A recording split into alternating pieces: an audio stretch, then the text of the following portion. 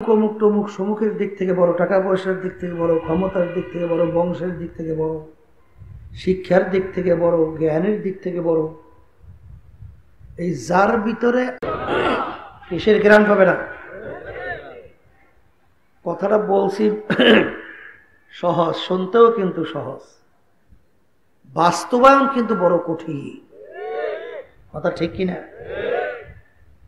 এই জন্য আমার বাজানদেরকে বলবো, এটা অন্তরের রোগ, দূর করতেই হবে।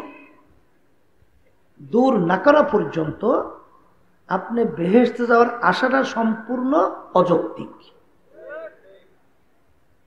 আর বেহেশতের ঘ্রাণ হাদিসের ভিতরে আসছে 500 বছর রাস্তা দূর থেকে পাওয়া যাবে।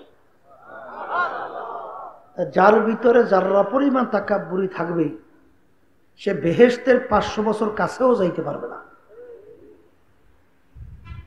যাররা কাকে বলে? একটা কাপড় ধুইয়া নিগড়াইয়া রোদের ভিতরে ঝাড়া দিলে লক্ষ লক্ষ রেণু রেণু দেখা যায়, ওই এক একটা রেণুকে বলা হয় যাররা। আমি আমার বাজানদেরকে বলি, বাজান, ইবলিসের নাম শুনছেন না? ইবলিস, শয়তান, শুনছেন না? ইতিহাসের ভিতরে দেখা যায় 80,000 বছর পর্যন্ত ইবাদত করছিল। মুআল্লিমুল মালাইকা উপাধি পাইছে, আল্লাহর নৈকট্যের ফেরেশতা হিসেবে পরিচয় লাভ করছে। ইবলিসকে আল্লাহ রাব্বুল আলামিন বলল, ইবলিস আদমকে সেজদা কর। ইবলিস সেজদা করছে না, কইরা বরঞ্চ আল্লাহর সঙ্গে যুক্তি দেওয়া শুরু করছে। কি যুক্তি?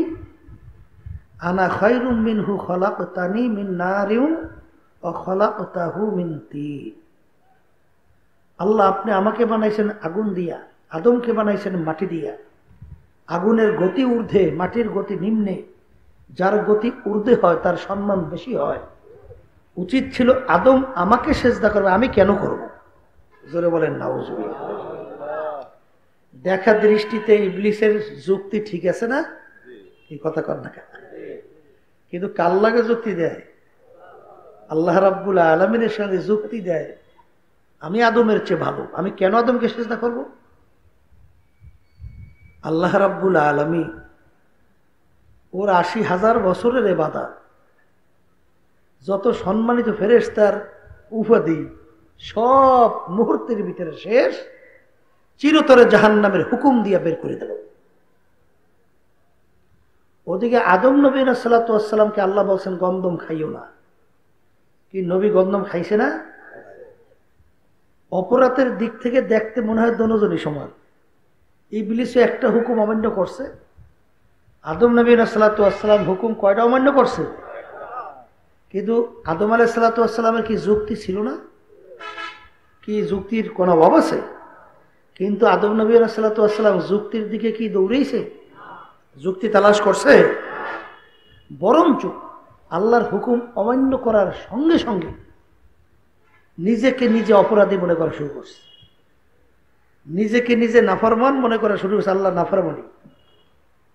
এরপরে জড়সড় হইয়া আল্লাহ রাব্বুল আলামিনের দরবারে 2 চোখের পানি ছাইয়া করুণ সুরে ডাক দিয়ে বলে, রব্বানা যালামনা আনফুসানা ওয়া ইল্লাম তাগফির লানা ওয়া তারহামনা লানাকুনান্না মিনাল খাসিরিন। মাবুদ গো, আমি আমার নফসের উপরে জুলুম করছি, আমি অপরাধ করছি। আল্লাহ, আপনি যদি আমাকে মাফ না করে আমার কোনো উপায় নাই, দয়া মায়া করে আপনি আমাকে মাফ করে দেন। Hey there. Subscribe to my channel. And also press this bell icon, so you never miss any new updates, cause whenever we upload new video you will get a notification on your phone.